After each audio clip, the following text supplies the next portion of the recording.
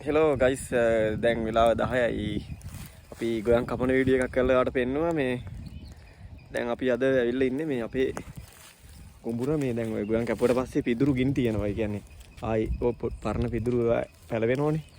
ඒ නිසා ගිනි තිබ්බා. ඔය එක පැත්තක් ගිනි තිබ්බා දැන් ඔය ගිනි තියලා තියෙන්නේ.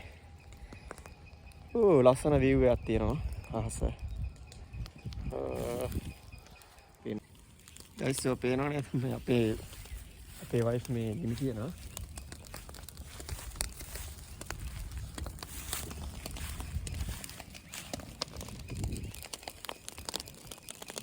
හෙලෝ මේ ගයිස් මේ ගිනි තියන්නේ මේ මොකවත් නිසා නෙමෙයි මේ වල්වී කියන ඒවා හැදෙන්නව නිසා තමයි ගිනි තියන්නේ.